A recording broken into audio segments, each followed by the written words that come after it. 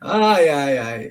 Não é entregar, é que é muita coisa, né? Que tu tem, é muito estudo que tu faz, é que tu vê muitos dados, e não é pro, isso não é uma coisa importante para ti nesse momento. Mas de repente teus inscritos estão querendo te fazer uma pergunta, fazer um comentário, e aí eles já vão usar o live tip.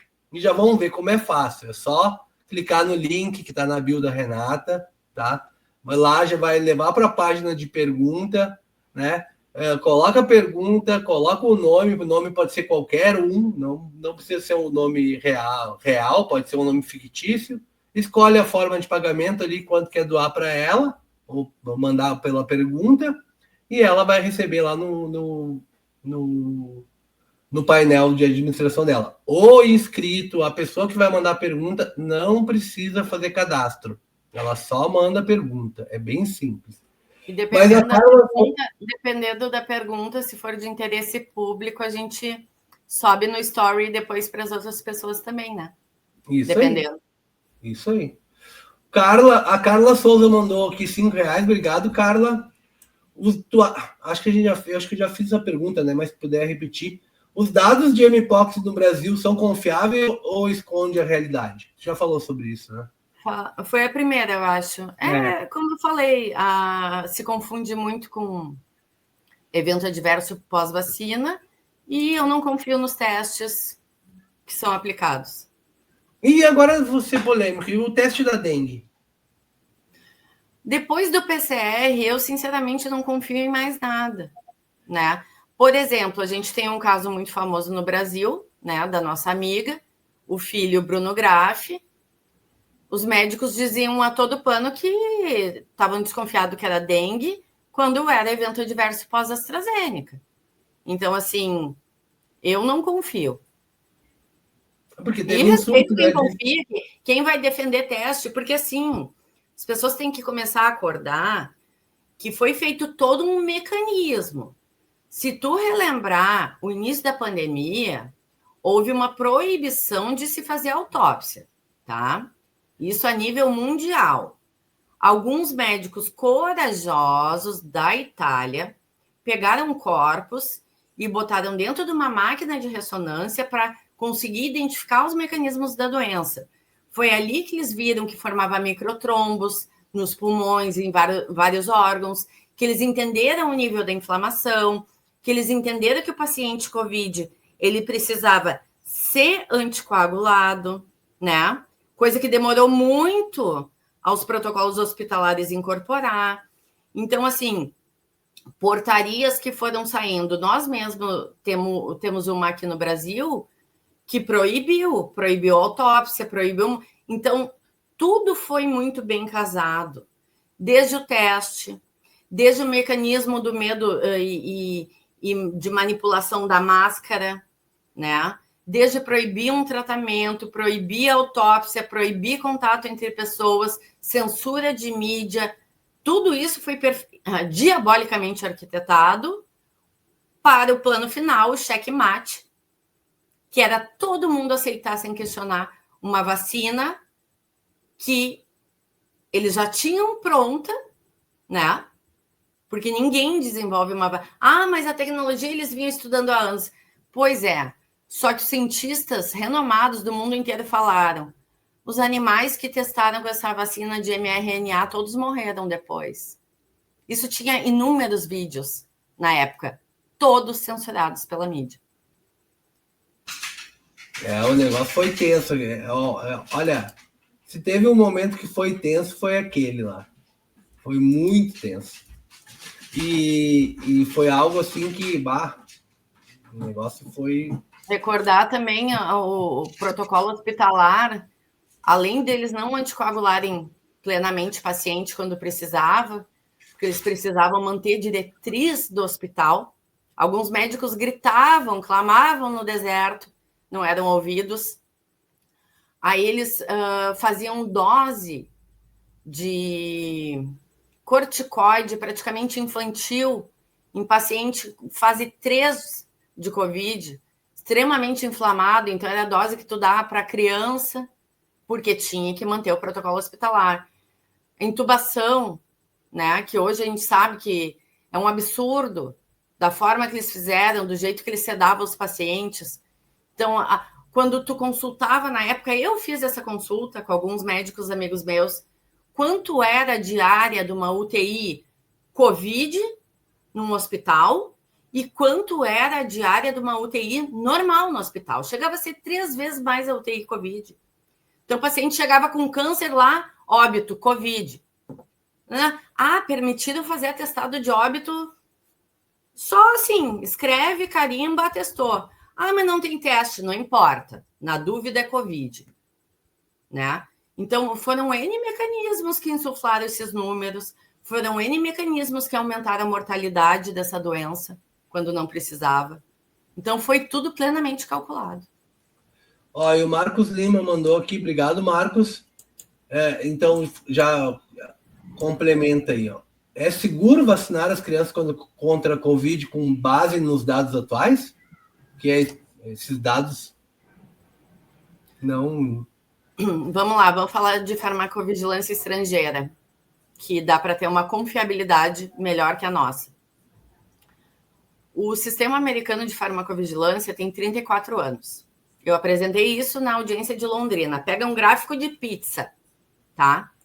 34 anos. Tu divide em mais de 50% desse gráfico. Para cá, é todas as vacinas somadas em 34 anos de eventos adversos. Todas as demais vacinas somadas em 34 anos. Agora, tu pega mais da metade para cá, desde 2021, são os eventos da Covid. Tu inocularia um filho teu com uma vacina com essa quantidade de evento adverso? Só isso. Não. Vamos lá, vamos... Por enquanto, nenhuma dos coisas caiu aqui, né? Mas vamos rápido, que o bagulho... A Renata não tem filtro na língua, ela fala o que tem que falar mesmo, entendeu? É assim. Felipe Rocha mandou R$10. Obrigado, Felipe. Você acha que as novas regulações no Brasil podem melhorar a segurança? Tu tem assim, vamos lá, num mundo ideal, assim, da Renatinha, entendeu? Acha que em algum momento... Eu vou fazer algo aqui na tua pergunta, tá, Felipe? Acha que em algum momento pode haver alguém que consiga fazer umas regulações que vão melhorar a segurança do povo? O que tu acha? Com esse sistema que está aí, eu não acredito. Inclusive, eu estava escrevendo um projeto de lei que é justamente relativo a conflito de interesse na área da saúde no Brasil. Enquanto a gente não regular, vai continuar acontecendo o que acontece. Para quem não sabe, um dos donos da caneta na Anvisa, Gustavo Mendes, ex-diretor lá de uma das diretorias da Anvisa, que aprovou essas vacinas, inclusive, para as crianças. É o gurizinho aquele, né, que foi embora, né? Parecia guri, né, de óculos, né? Pois é, o que aconteceu? Ele trabalha para a Anvisa, aprova as vacinas nacionais, e existe um fenômeno, quem estuda farmacovigilância, que chama porta giratória, em que tu faz um fla-flu entre órgão público, que são esses órgãos de aprovação e recomendação, e a indústria. O que é completamente imoral, porque ele sai da Anvisa, vai diretamente para a Coreia, para um órgão, para um organismo que é financiado pela indústria farmacêutica. Não bastando depois ele aprovar aqui e trabalhar para quem é financiado pela farmacêutica, ele volta para o Brasil com um cargo no Butantan. Competência, né? Competência. Competência. Vamos, que presentinho bom, né? Que presentinho bom. Vamos lá. Pega outro exemplo. A ex-ministra da Saúde. Da onde que ela era? Presidente da onde? Da Fiocruz. Sai da Fiocruz, ganha o Ministério da Saúde de presente. E sabe-se lá Deus agora aonde que vão colocá-lo. Então, assim, as pessoas precisam ter conhecimento que desde que mundo é mundo existe a captura regulatória, esse é o termo técnico, e existe a porta giratória. Então, a indústria ela tem os mecanismos dela de manter um medicamento sem segurança no mercado, que se tu pesquisar hoje, no Sistema Americano de Farmacovigilância, já tem computado 38 mil óbitos de americanos pós-vacina Covid.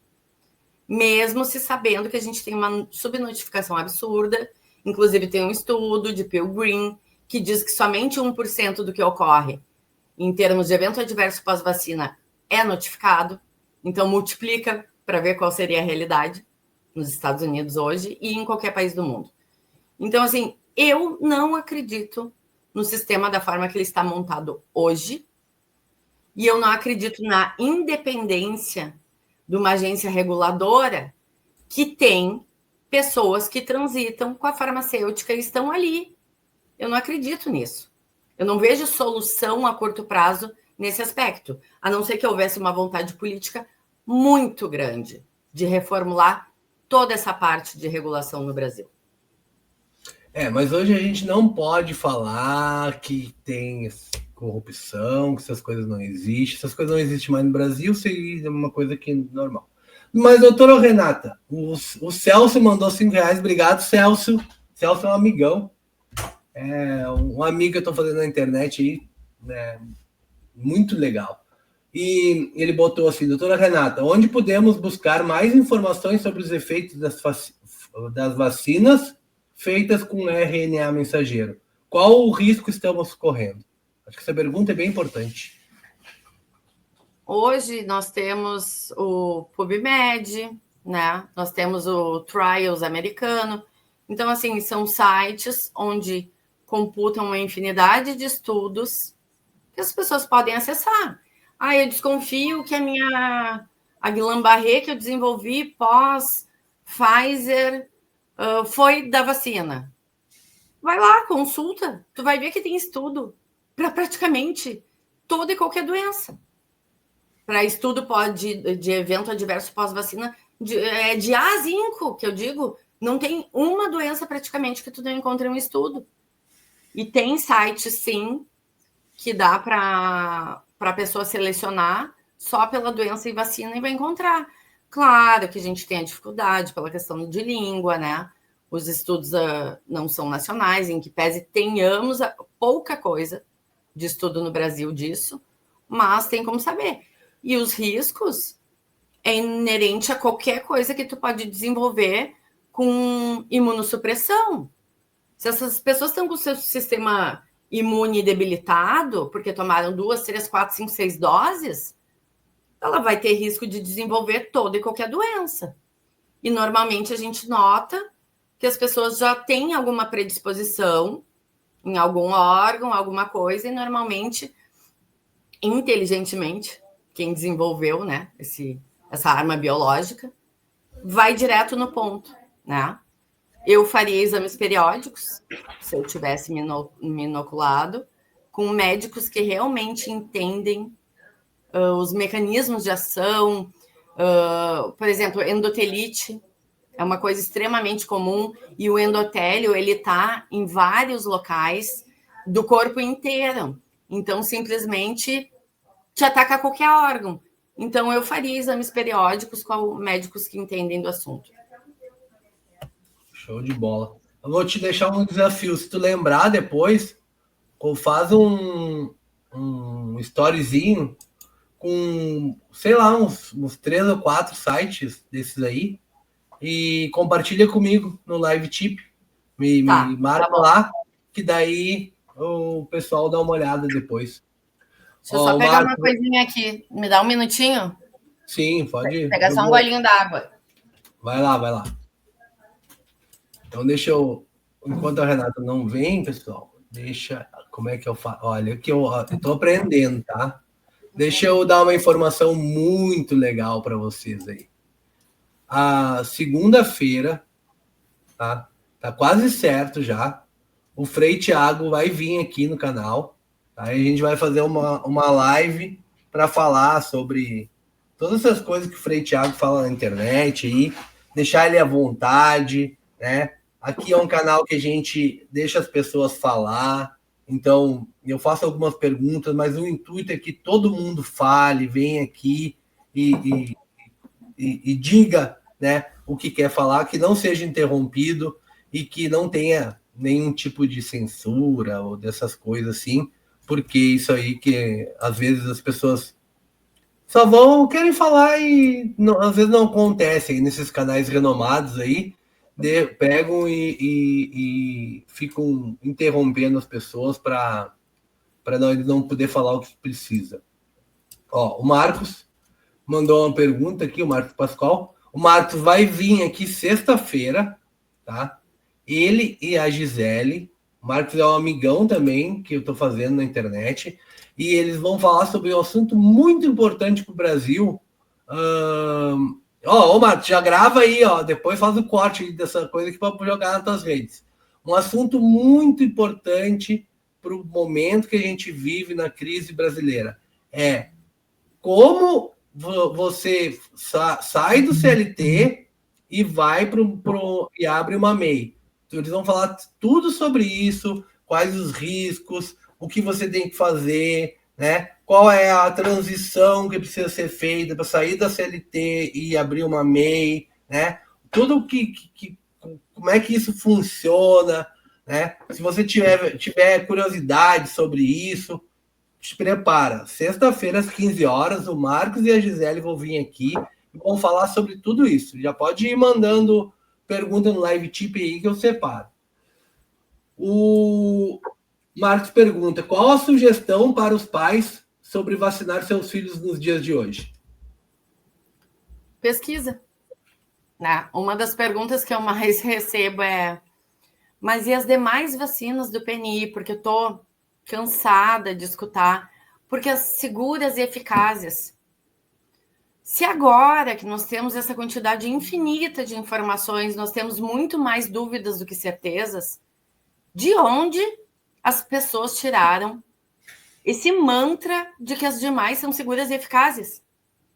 Elas pegaram os estudos para ver quantos participantes tinha na época, qual segmento as crianças tiveram acompanhamento de quanto tempo após. Nós mesmos temos um caso de um AVC de um bebê pós-vacina do calendário do PNI. Não foi da vacina da Covid.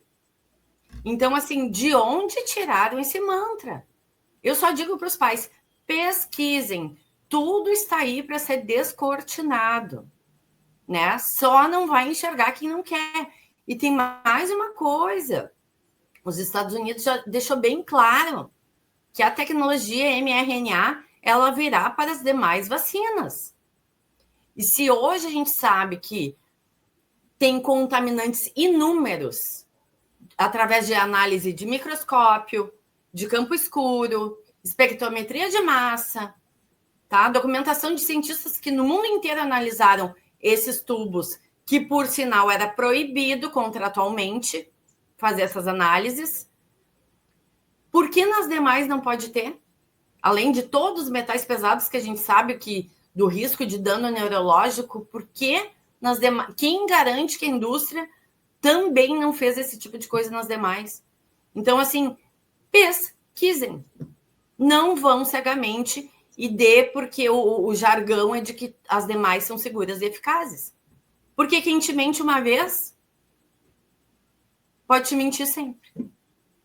Eu tenho um conhecido meu que ele fez um teste no filho dele e o filho dele tem alergia. Se ele tomasse a vacina do Covid, provavelmente ele teria... Como é que é? Eu me esqueci agora como é que é o nome. Evento de trombose, coisa assim? Não, aquele negócio que quando a pessoa tem... tipo, que é uma alergia que dá na hora, assim, que a pessoa... Choque anafilático. Isso. Entendeu? Então, assim, tem que pesquisar. Tem que fazer os exames, tem que chamar um médico que entenda dessas coisas. Que entenda desse assunto. E uma coisa que eu digo muito aqui, a doutora Mildred veio aqui foi uma coisa que eu gostei, acho que foi a única coisa que eu gostei na pandemia, tá? É que a gente consegue escolher o médico agora, entendeu? Um médico alinhado e que esteja ciente das coisas que a gente está desconfiado.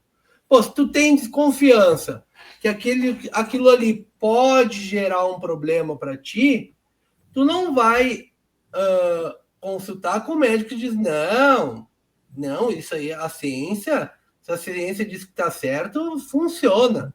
Não, né? Tu vai lá conversar com aquele médico, com aquela pessoa que diz, não, para te dizer isso, eu preciso que tu faça uns exames assim, assado, acontece isso, acontece aquilo. Então, hoje, com essa questão da internet, que tu pode fazer consulta online, isso ficou muito mais fácil de tu conseguir achar um profissional que esteja alinhado com a tua dúvida, né? Porque tu tem uma dúvida, tu tem que procurar a pessoa que vai conseguir sanar essa tua dúvida, não que venha com uma resposta certa, né? Na realidade, um problema também que a gente vê, porque não houve, em outros países muito mais do que aqui aconteceu, mas aqui não. Um levante desses médicos para trazer luz nesse assunto diante do que eles estão vendo nos consultórios. Aí a gente entra numa questão mais psicológica, porque a grande maioria deles está tomado pela culpa, né? Porque sem acessar os estudos, sem acessar informações, eles, ouvindo as sociedades médicas financiadas, disseram não, tome, é seguro para os seus pais, seus familiares, no seu consultório, para os seus pacientes. E agora dá esse passo atrás. Seria um ato de grandeza de dizer, eu errei, eles não conseguem. Então, inclusive, hoje é uma dificuldade que a gente tem no Brasil, são médicos para encarar essa luta com a gente, porque os poucos que entraram e permaneceram, eles respondem processo ético, eles têm perseguição do Ministério Público em cima deles. Alguns praticamente não conseguem mais nem clinicar, porque eles precisam só se defender, né? Então, também esse é um problema bem grande que a gente enfrenta aqui no Brasil. Isso aí. Então, vamos lá. O Beto mandou aqui. Obrigado, Beto. Uma vantagem da plataforma do LiveTip é que pode mandar também as perguntas, né, ou doação por SATs, que é uma unidade do Bitcoin. E se o produtor de conteúdo, que nem se eu perguntar para a Renata, tu quer receber em Bitcoin? Ela vai perguntar que bicho é esse? Tá? Eu não sei mexer com isso, Leandro. Tá? E aí eu vou dizer para ela, não te preocupa, Renata, eu troco os Bitcoin e te mando em real. Então essa é a vantagem do LiveTip, porque o produtor de conteúdo pode receber a doação do jeito que quer, né? Do jeito que o inscrito dele ali, que o seguidor dele quer mandar para ele. E depois, quando ele for receber, ele pode falar comigo, olha, eu não quero o Bitcoin, tu converte, me manda em real, eu não quero real, quando tu converte, manda em Bitcoin, tudo a gente ajusta.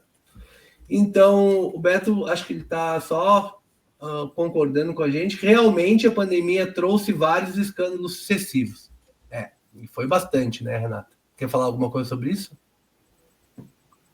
Não, eu acho que a gente listou a maioria deles, mas o que mais me apavora nesse momento é essa caça, né? As crianças do Brasil. Eu acredito que eles escolheram a dedo os estados que têm o maior índice de hesitação vacinal e estão pegando algumas famílias, para exemplo, né? Casos de busca e apreensão, inclusive um caso de um bebê recém-nascido que foi levado da sua mãe e ficou mais de 5 dias num abrigo, desculpa, fedorento, né? Que não podia se chamar de um lar ou um abrigo, que causou um trauma imenso nessa família, simplesmente porque resolveram desconsiderar um atestado médico, porque no Brasil o que mais me assusta é a omissão do Conselho Federal de Medicina, que está deixando os médicos ser espisoteados desde 2020. Agora, os atestados médicos estão sendo confrontados por promotores que nunca leram uma página de um livro de medicina, por juízes que sequer botaram o seu pé dentro de um hospital para saber alguma coisa. Então, agora, nesse momento, o que escandaliza é o silêncio do CFM. Eu disse que eu não interrompia os convidados, né? Mas como tu é mais do que uma convidada, isso tudo é meio proposital, né, gente? A gente sabe disso. Eu estava falando, eu acho que terça-feira, alguém me mandou no Instagram ali os robôs fazendo cirurgia em algum lugar da China, alguma coisa de atendimento médico, sei lá, algo assim desse tipo. Daí eu disse, não, mas quem não vir para o digital e entender que o negócio vai ficar meio tenso daqui a uns anos, vai ter problema. Porque eu acredito que enfermeiro, na minha visão, enfermeiro, professor, né? Tem mais algumas profissões aí, elas vão ter uma redução muito grande, né? Entendeu? Então é mais fácil lá naquela triagem do hospital ali, ter um robô ali que a pessoa chega ali e coloca a mão ou alguma coisa assim. Mas já não é? É quase assim, né? Mas ainda tem pessoas ali, tá? E o professor, né? Também. Será que o professor vai precisar do professor? Porque daí conversamos e eu fui no Grok, né? E aí o Grok na tela inicial, depois vocês vão no Grok e olhem, tá? Que não para não dizer que é mentira minha, tá? Na tela inicial do Grok diz assim, ó, personalidades. Daí tu clica na personalidade para ver o que é. Se você quer uma companhia, se você quer um comediante sem limites, um amigo leal, professor particular, tá? Não é um médico, porque não pode dizer que é um médico, tá? E não é um terapeuta, porque não pode dizer que é um terapeuta. Entendeu? Então, isso é proposital, é feito proposital, porque quem acorda está indo para as redes sociais, vendo o que está acontecendo, que essa cerceamento, né, está arrumando um outro modo de fazer consulta, mas aqueles que estão ali acreditando, que estão achando que a coisa vai ser assim, que vai continuar do jeito que está, né, eles vão se dar mal, eles vão se ralar. Mas eu estou andando aqui. Vamos lá. Já estamos chegando a 57 minutos, gente. Ó, a conversa com a Renata é sensacional. E vocês estão fazendo perguntas também maravilhosas hoje. Renatinha, o Baraca está sempre por aqui, sempre mandando sats. Obrigado, Baraca. Quanto à obrigatoriedade das vacinas em criança, isso é um absurdo? Fale sobre isso. Acho que já falamos, né? A única coisa para pontuar, né?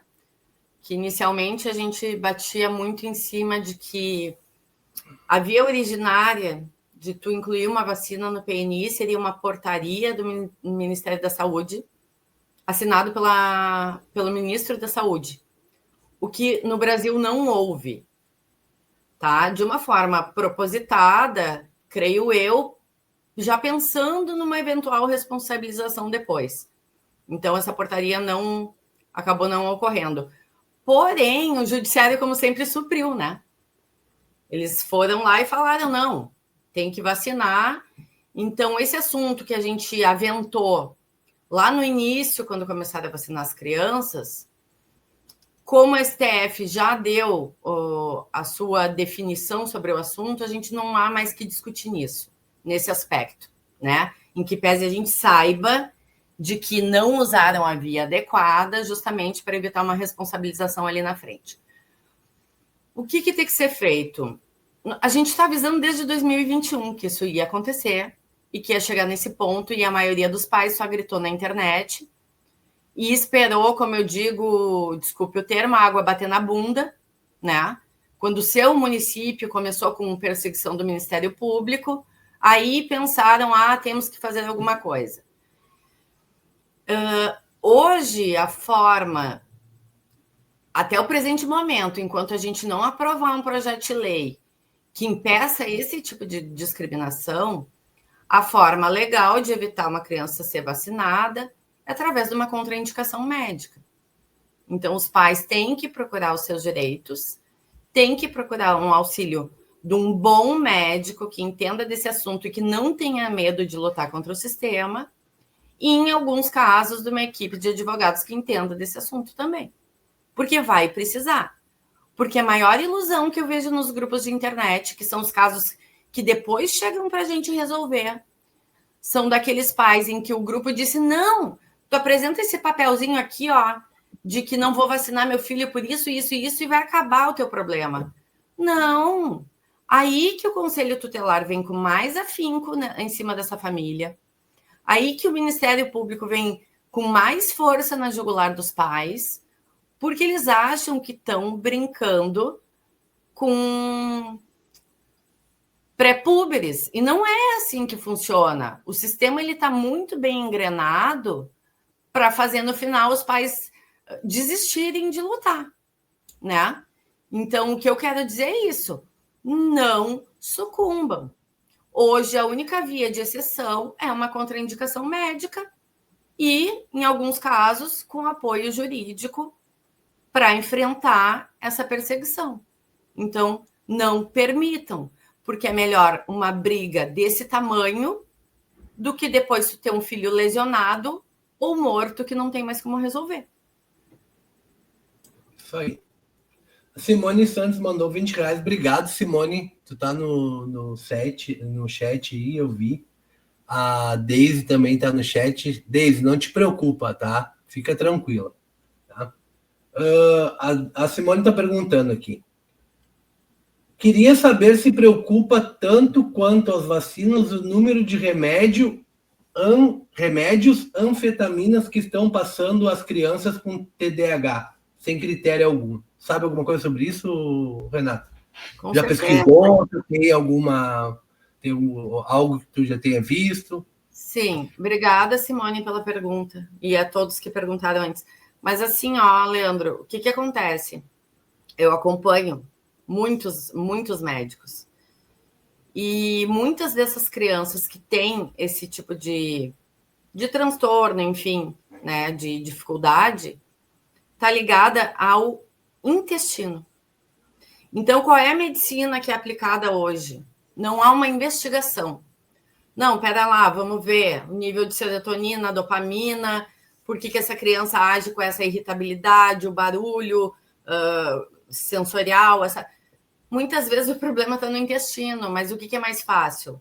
Né? Lembrando que a produção, por exemplo, de serotonina se dá na via intestinal em praticamente 90%. Não, é mais fácil tu ir lá e dar sertralina para a criança do que investigar uma permeabilidade intestinal, né? De uma deficiência nutricional, uma criança que não toma sol, que está numa tela com excesso de dopamina. Então, assim, essa é a realidade de uma medicina que é tapa-buraco. Ela não investiga, isso não é só infantil. Isso é para o público adulto também, né? Então, fazem medicações que é a primeira via de escolha sem uma investigação clínica do universo que é esse ser humano. Então, não é só para criança, não.